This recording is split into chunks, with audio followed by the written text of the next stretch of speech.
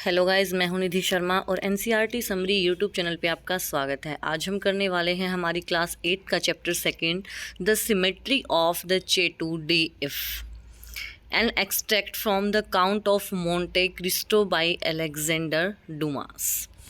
So let's start बिना time waste किए।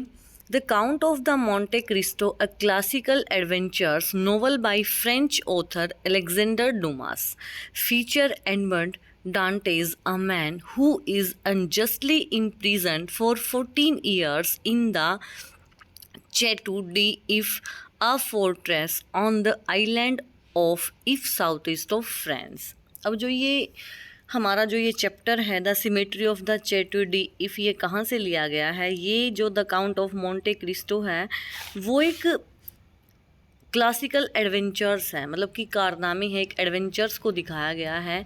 Alexander Dumas के ये नॉवल हैं और उसमें जो एडमंड डांटे है उसके बारे में बताया गया है कि एक ऐसा आदमी जो बेचारा जेल में बंद हो गया था 14 साल के लिए। कहाँ पर? चेटू डी इफ़ में। वो एक, जैसे बोल देते हैं ना कि एक किला सा है, एक फोर्टेस है ऑन द आइलैंड, किसी आइलैंड पे। और कहाँ पे? South east of France, France के साउथ ईस्ट में एक जो है किला था और वहाँ पर वो 14 साल तक कैद रहा था।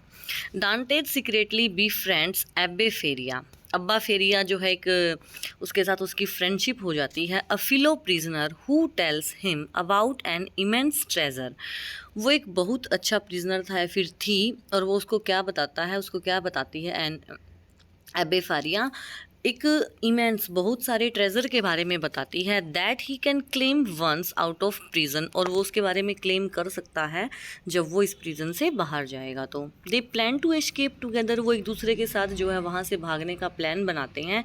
बट फारिया डाइज, लेकिन जो फारिया है वो मर जाती है। Shattered by his friend's death, अपनी फ्रेंड की डेथ से वो बिल्कुल बिखर जाता है, टूट जाता है।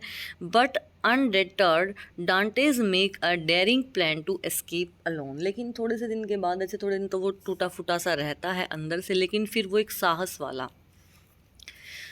दिखाने वाला एक प्लान बनाता है कि मैं अकेला ही इस जेल से निकलूँगा। On the bed a full length, bed के ऊपर एक पूरी लंबाई का, and faintly illuminated by the pale light from the window, window से हल्की हल्की सी पीली लाइट आ रही थी। ले अ सैक ऑफ कैनवस, और वहाँ पर जो है कैनवस का एक बोरा पड़ा था। And under it fold was stretched a long and stiffened formed, और उसके जो फोल्ड है वो कैसे लग रहे थे, जैसे जो फोल्ड थे वो एक दूसरे को स्टीफन, इट वाज फैरिया, ऐसा लग रहा था कि जैसे वो फैरिया हो। मतलब कि ये दिखाया गया है कि एक कैनवस का बोरा है और वो उसको ऐसे ऊपर से फोल्ड किया गया है, जैसे लग रहा था कि वो फैरिया है। एवरीथिंग वॉज इन रेडीनेस, हर चीज़ जो है बिल्कुल रेडीनेस में थी, बिल्कुल तैयार थी। A barrier had been placed between Dantes and his old friend, केवल एक ही बाधा थी उसके फ्रेंड दांते और उसके फ्रेंड के बीच। No longer could Edmond look into those wide open eyes which had seems to be penetrating the mysteries of death. अब जो एडमंड था वो कभी भी उन चौड़ी खुली खुली आंखों में कभी भी नहीं देख पाएगा, जो कैसी प्रतीत होती थी, जो मौत के रहस्य को सुलझाने वाली प्रतीत होती थी। No longer could he clasp the hand which had done so much to make his existence blessed, ना वो कभी उन हाथों पे क्लैस्प कर पाएगा, जकड़ पाएगा, जो जिसने उसको मतलब कि जीवन जीने का सही मकसद सिखाया है कि कैसे उसको जीना है, अस्तित्व क्या है उसका, उसका अस्तित्व बताया है। Faria the beneficent and cheerful companion, Faria जो एक बहुत अच्छी और हमेशा खुश रहने वाला एक उसकी साथी थी। With whom he was accustomed to live so intimately, जिसके साथ वो बहुत घनिष्ठता के साथ रहता था। नो लॉन्गर ब्रीथ, अब वो सांस नहीं ले रही थी, अब वो मर चुकी थी। Dantes seated himself on the edge of that terrible bed, अब डांटे ने अपने आप को उसका जो जिस बेड पे वो मरी हुई लेटी हुई थी वहाँ पर अपने आप को बिठाया। एंड फेल इनटू मेलनकली, और वो बिल्कुल अकेले, जैसे मेलनकली होता है जब हम अकेले होकर दुख में होता है तो अपने आप को वो वहाँ डाल लेता है। एंड ग्लूमी रिवायर, और दिन में वो सपना देखने वाली बातें करता है। Alone he was alone again, condemned us to silence, again face to face with nothingness। अब वो मैं फिर से अकेला हो गया हूँ। वो फिर से जो उसके अकेलेपन की निंदा करता है और वो कहता है कि जब भी मैं फेस टू फेस के साथ आता हूँ, मतलब कि जब भी मैं इसका सामना करता हूँ तो कुछ नहीं, मेरे को शून्यता दिखती है। Alone, never again to see the face, never again to hear the voice of the only human being who united him to earth। ना तो मैं वो कभी फेस देख पाऊंगा अब, ना मैं कभी वो आवाज़ सुन पाऊंगा जिसने मेरे को इस पृथ्वी के साथ बांधा था। Was not फेरिया fated the better after all। क्या जो फेरिया का जो भाग्य था वो अच्छा नहीं था। द आइडिया ऑफ सुसाइड करने का idea which his friend has driven away and kept away by his cheerful presence now hovered like a phantom over the abbe's dead body.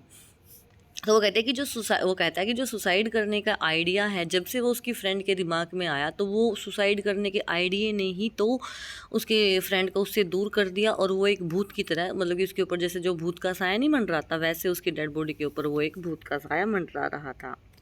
But excessive grief is like a storm at sea. लेकिन ज़्यादा जो दुख होना वो कैसा है, जैसे समुद्र में कोई तूफान आता है, वो उसकी तरह है। Where the frail bark is tossed from the depth to the top of the wave। Dante's recoil from idea of death and passed suddenly from despair to an ardent desire for life and liberty। वो कहता है कि देखो, जो हम बार बार ये ज़्यादा दुख में आते हैं तो ये कुछ नहीं है, एक समुद्र में आने वाला तूफ़ान है जो एक बार बहुत ऊंचा उठेगा और फिर नीचे आएगा। लेकिन वो कहता है कि जो ये मौत वाला आइडिया है, मैंने इससे रिकॉयल किया है, मैंने इसको जैसे अपने दिमाग से अब रिकॉयल कर दिया है इस चीज़ को, और अब उसके मन में क्या बात आई है, एक स्वतंत्रता का जीवन जीने की जो इच्छा है, स्ट्रॉन्ग डिज़ायर उसके मन के अंदर आई है। Die, oh no, he exclaimed, not die now, after having lived and suffered so long and so much. No, I want to live. I shall struggle to the very last. I will yet win back the happiness which I have been deprived of। वो कहता है कि नहीं, अब मैं बिल्कुल भी नहीं मरूंगा। इतना सफ़र करने के बाद, इतना दुख सहन करने के बाद तो मैं बिल्कुल भी नहीं मरूंगा। मैं अब जीना चाहता हूँ, मैं अपने लास्ट जो मेरा लाइफ का मोमेंट है, मैं उस मोमेंट तक मैं स्ट्रगल करना चाहता हूँ, और क्या पता मेरे को मैं वो खुशी वापस जीत लूँगा जो जिससे मेरे को वंचित रखा गया है। As he said this, he became silent and gazed straight before him like one overwhelmed with a strange and amazing thought. Just God, he muttered, whence comes this thought? Is it from thee? Since none but the dead pass freely from his dungeon, let me take the place of the dead। अब वो क्या करता है, वो सब बेचारा बिल्कुल चुप हो गया है। वो मतलब कि जो अमेजिंग थॉट है कि क्या केवल भगवान वाला ही थॉट उसके दिमाग में आता है, और वो जो उस सुरंग तक जाता है जो उनकी मौत वाली सुरंग है, जो कहाँ पर लेके जाती है, प्लेस ऑफ द डेथ, जो केवल मौत तक लेकर जाती है। Without giving himself time to reconsider his decision, he bent over the shroud.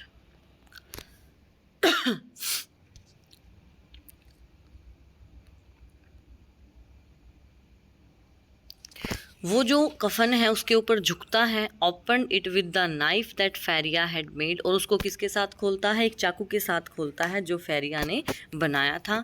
Due the corpse from the sack and bore it along the tunnel, और वो जो हड्डियों का कंकाल है, जो डेड बॉडी है, वो उसको उस कट्टे से निकालता है जिसमें फेरिया की बॉडी को डाला गया है ना, उस कट्टे से उस फेरिया को निकालता है और उसको कहाँ लगाता है, उस टनल में जो सुरंग उन्होंने खोदी थी, मतलब कि जो सुरंग है जो उन्होंने अकेले दोनों ने सीक्रेटली मिलकर बहुत मेहनत से खोदी थी, वहाँ पर उसको लेकर जाता है टू हिज ओन चैम्बर, जो उसका खुद का चैम्बर था।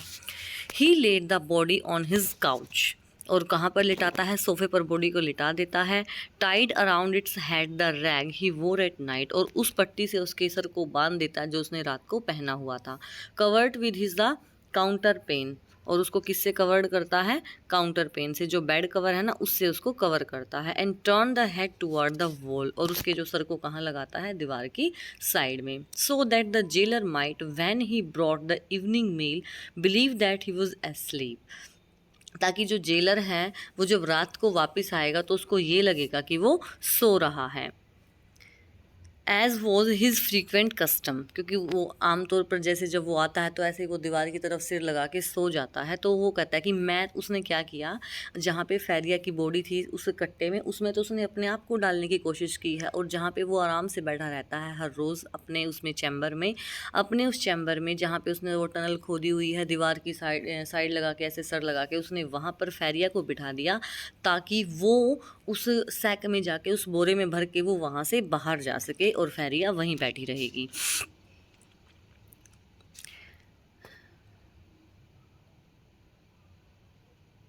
डांटेज एंटर्ड द टनल अगेन, दांते फिर से जो है उस टनल में एंटर्ड करता है। Drew the bed against the wall, और बेड को जो है वॉल के बिल्कुल अगेंस्ट में लगाता है। Return to the other cell, दूसरे सेल पर आता है। Took from the hiding place the needle and the thread, और जिस हाइडिंग प्लेस पर उन्होंने अपने नीडल और थ्रेड को लगाया है वहाँ से वो निकालता है।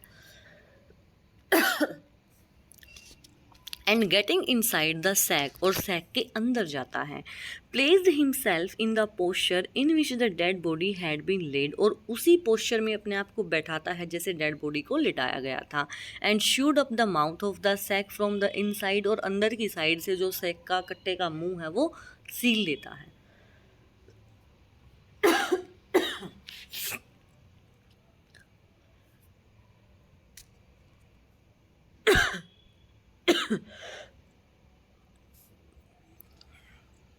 नाउ हिज प्लान वर फुली मेड, अब जो उसका प्लान था वो बिल्कुल पूरा बन के रेडी हो चुका था। And this is what he intended to do, और यही उसका आइडिया था। If while he was being carried out the grave digger should discover that they were bearing alive instead of a dead body, Dante did not intend to give them time to recognize him, but with a sudden cut of the knife he meant to open the sack from top to bottom and escape. If they tried to catch him he would use his knife to better purpose.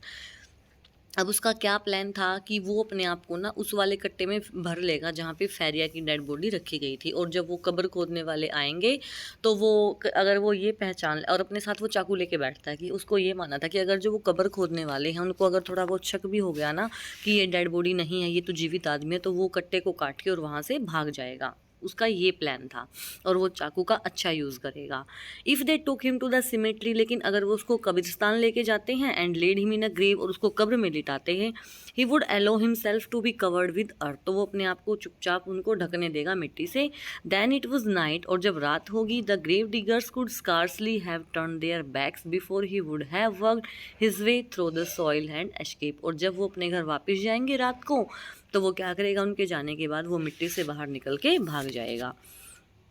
The first risk that Dante's run was that the jailer, when he brought him his supper at 7 o'clock, might perceive the change that had been made and thus discover all. लेकिन वो कहता है कि जो मेरा पहला risk है वो क्या होगा कि जब जो जेलर खाना लेके आएगा ना, 7 बजे खाना लेके आता है जेलर, तो वो आते ही पहचान लेगा कि जो ये है दांते हैं वो तो ये नहीं है, तो फेरिया की डेड बॉडी रखी हुई है इधर, तो और फिर सब कुछ ख़त्म हो जाएगा।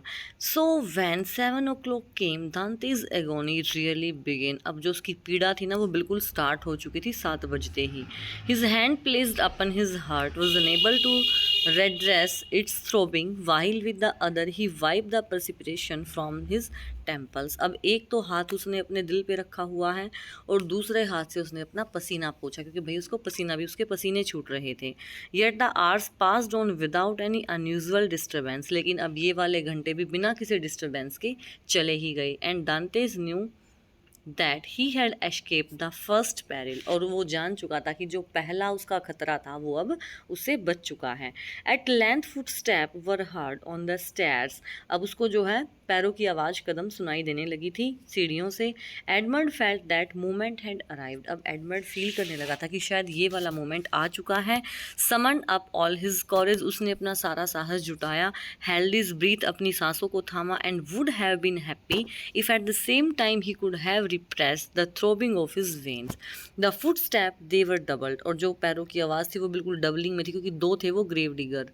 पोज एट द डोर, जो डोर पे रुकते हैं। Dantes guessed that the two grave diggers has come to seek him, This idea was soon converted into certainly when he heard the noise they made in putting down the bear. जब उन्होंने bear means जो उन्होंने अर्थी नीचे रखी है, जब उन्होंने वो अर्थी रखी तो उसका जो शक था वो बिल्कुल यकीन में बदल गया कि हाँ मुझे 2 आदमी ही लेने आए हैं.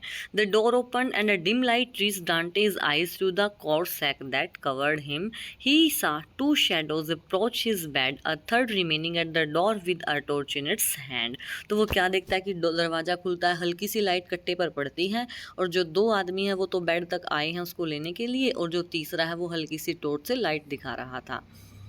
The 2 men approaching the end of the bed took the sack by its extremities. अब वो जो है वो बेड की साइड खड़े हैं, कट्टे को उसके जहाँ से वो मुंह पे गांठ लगाई गई है, जहाँ से वो बांधा गया है वहाँ से उठाने के लिए. He is heavy though for an old man and thin man, said one he had raised the head. उसने कहा कि ये तो काफ़ी भारी है, किसी बूढ़े और पतले आदमी को अगर ये उठाना पड़ जाए तो ये तो काफ़ी भारी है.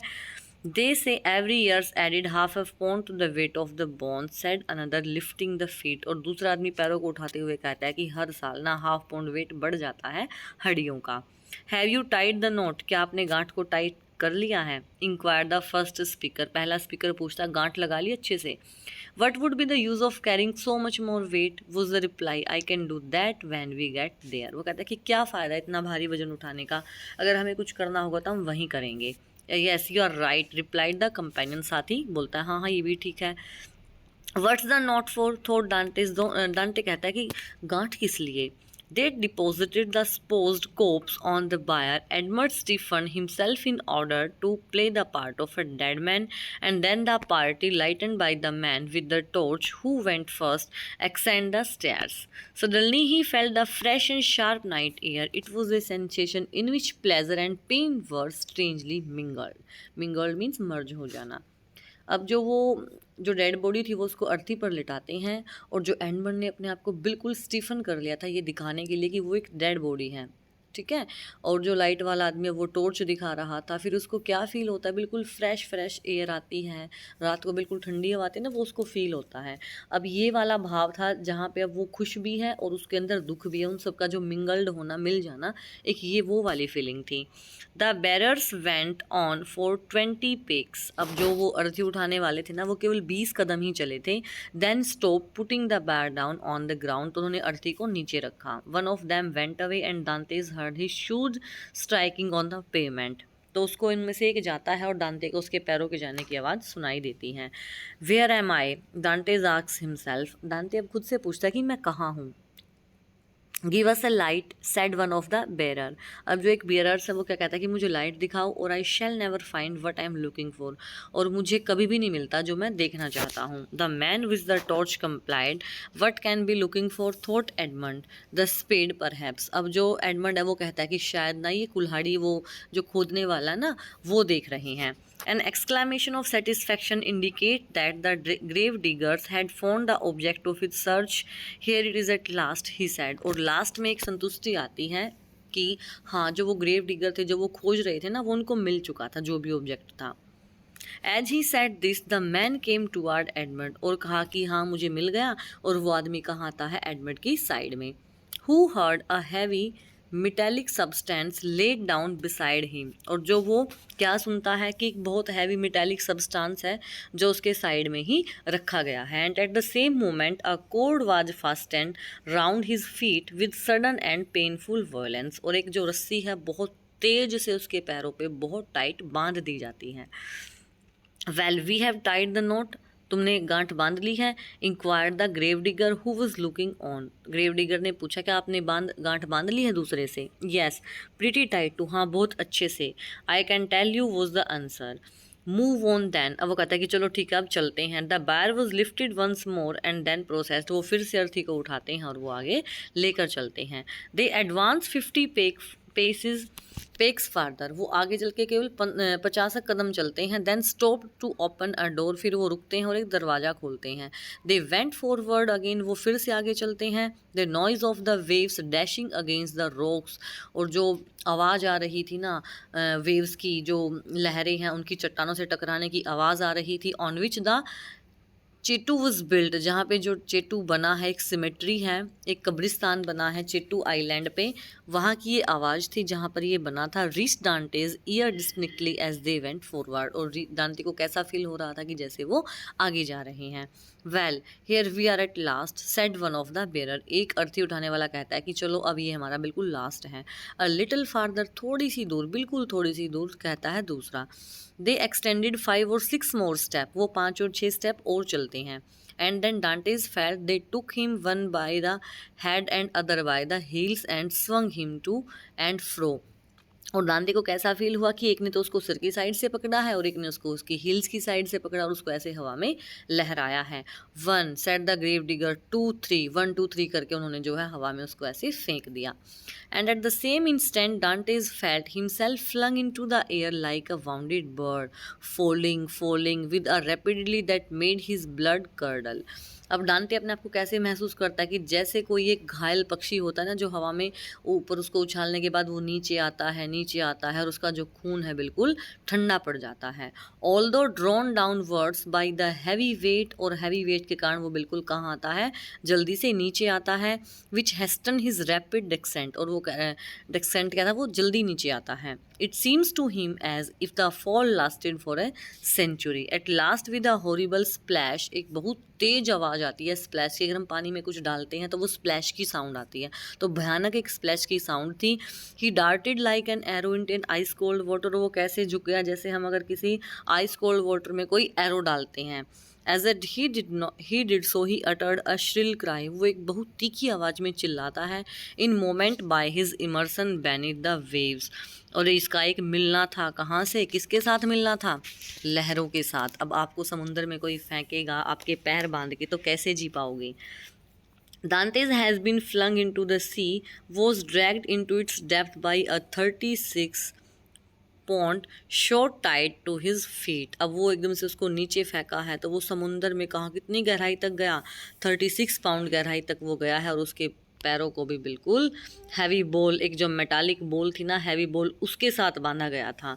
The sea was the cemetery of the chateau d If, और जो सी था वही था कब्रिस्तान चेटूडी इफ का। जो अलेक्जेंडर डुमास है is one of the most widely read French authors, best non for his works The Count of Monte Cristo and the Three Musketeers. His work have been translated into many languages. बहुत अच्छा काम करते थे ये। अब देखो कितनी अच्छी स्टोरी है, इसमें सिर्फ यही दिखाया गया कि बेचारे ने अपना जीवन जीना चाहा था, ट्रेजर की चाह में डेड बॉडी के प्लेस पे अपने आप को रखा कि शायद डेड बॉडी से बच के तुम बाहर निकल जाओगे और वो मुझे दफनाएंगे और मैं बाहर निकल जाऊंगा। लेकिन होना क्या था, उसकी मौत आ रखी थी, मरना उसे भी था। तो आई होप ये चैप्टर आपको अच्छे से समझ आ गया होगा, और अगर वीडियो अच्छी लगे तो वीडियो को लाइक करें, शेयर करें, चैनल को सब्सक्राइब करें। कल फिर मिलते हैं एक नए वीडियो के साथ, तब तक के लिए बाय बाय।